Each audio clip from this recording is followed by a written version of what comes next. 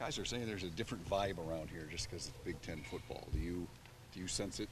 Yeah, it was kind of a thing that the whole team sensed after the game, and after we got into the locker room, Coach Meyer kind of hit home that it's a different week. We got to prepare differently. We got to focus a lot more on our opponent this week than we have prior. It's a big one. All Big Ten games that we're going to play this year are going to be huge, and this one's no exemption to that.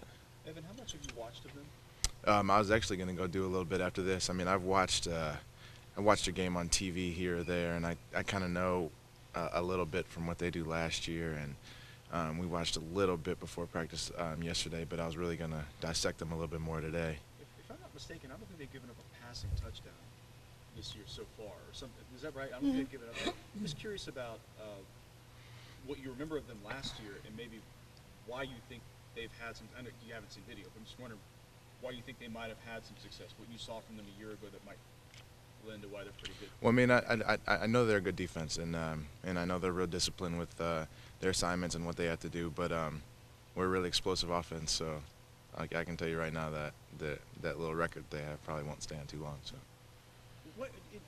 Just building on that, why do you feel like you've been able to find that rhythm? What's unique about you've been doing it with two quarterbacks? You've had a number of receivers, and you seem to keep the production up. Can you explain maybe why that is, why you think you've been able to get so many players involved, so many receivers catching touchdowns, that sort of thing? How does that work? I think it's just, I mean, we got so much depth on our team.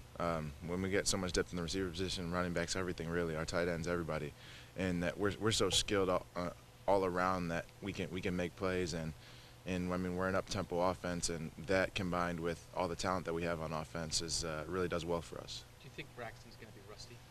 No, I mean, he's out there taking his mental reps, and I understand he can't get all the physical reps because he was getting healthy or whatever, but he'll be good to go. How did he look yesterday in practice? He looked good. I mean, we were throwing, catching the ball good, and I mean, a lot of guys were just kind of getting the soreness out, so beginning of practice was a little shaky, but it was good. He looked pretty well. Was he running pretty well? I mean, our Sunday practices are more just kind of pitch and catch. He's not really taking off too much, so we were just trying to throw the ball, catch the ball, and execute on offense yesterday. So. Evan, they talk so much about your blocking at Cal and what you did there. Was it really that good? I mean, like the way I mean, what made it? Why did they praise you so much? What did you do that day that sort of made your blocking stand out so much? Well, they had me. They had me blocking the safety a lot, and then the coverage that they had, if we could get the safety blocked, we'd have our explosive backs or Dontre or whoever it was out in the open field with 33 yards to work with one dude on them, and I did a really good job that whole game of sealing the edge and making sure that safety couldn't get involved. And most of the time, the corner was coming with me when I was going to block the safety, so we were circling the field with potentially nobody there. So I think I did a good job of securing the edge, and me and Jeff and I both did a good job of getting the edge and making sure that we could get our guys out on the perimeter. Did you figure you'd get a payoff for that against Florida A&M? That you'd get some well, I mean, I never really thought too deep into it. I always knew that I just had to do the job that they was asked of me and do it to the best of my ability. And when my number was called, then I knew I had to make a play. Evan, there must be moments in the season that you know that determine just how things are going to turn out at the end. Do you feel like you're right on the threshold of one right now against these guys? I mean, yeah. I mean, like I said earlier, every Big Ten game is going to be a battle. I mean, we're going out there to war every week, every time we're going to play a Big Ten team. And having Wisconsin this early in the season it's going to be good for us, I think. We're going to prepare really well for them and get out there and show what the Buckeyes are about.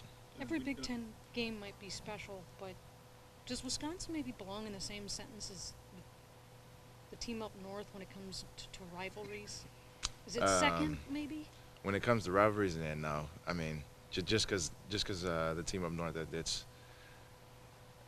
hard to place words on that one. But I mean, Wisconsin's a big game. Don't get me wrong. It's one of the biggest ones that we got on the schedule, and we definitely have to take care of business this week. Evan, obviously you're not playing right at the line of scrimmage, but the physicality happens all over the field in almost every game you play. Is it different when you play these guys? Do you prepare yourself mentally a little bit different because you know it will maybe be a little bit more physical as you're trying to get off the line? things that will be asked of you might be different than other games. Do you prepare yourself mentally for it being a game where you might leave pretty sore?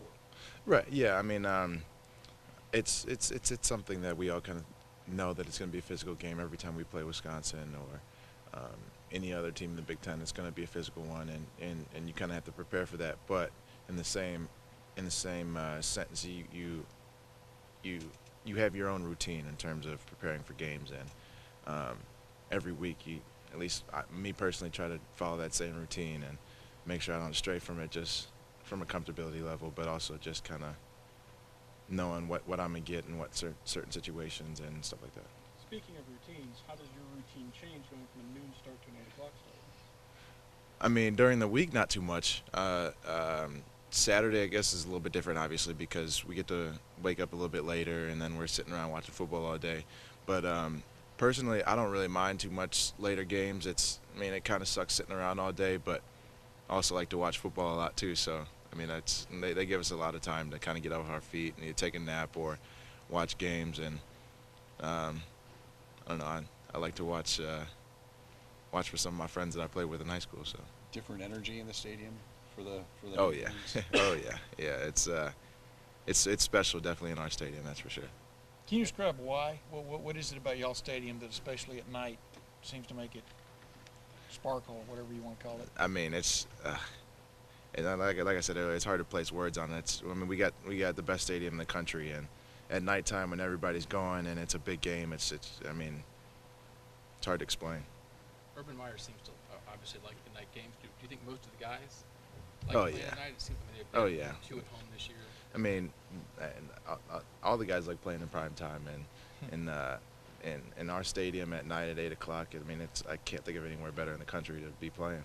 The coaches talked about you so much in the preseason and the way you came on. Did you say something to yourself? I have to show them something this year, or did it just happen, or what did you do to really catch the eye of everybody this season? No, I mean during the off season, I mean like I did every season. Me and my dad would always have conversations about what I needed to improve on and stuff. And going into this camp, I just tried to focus on some of the things that he and I talked about, and personally some of the things that I thought after self-evaluating myself that I needed to improve on. And I approached every practice as signaling out one thing to get better at, and then I just kept doing that over and over again, and ended up with me having a pretty good camp and following it up into us collectively having a good year so far. Does your dad ever critique the running backs? No, he trust me, he critiques me too much. Yeah.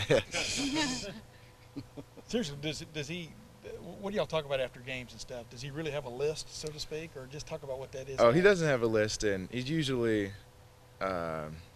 pretty quiet, at least immediately after the game, because my mom's still there. But Yeah. later on when he can call me or we can talk alone, he's got a few things that he likes to touch on. How cool is that, though, having him watching every move now?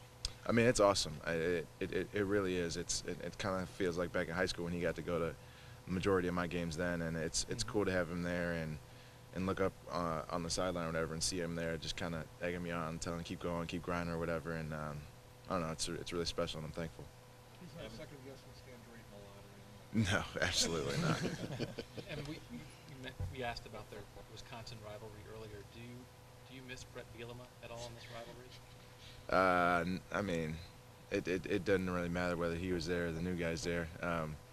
I mean, he recruited me, but other than that, that's about the extent of all the feelings I have towards him. But He did seem to like to poke Ohio State sometimes. yeah, well, I think he poked a lot of people.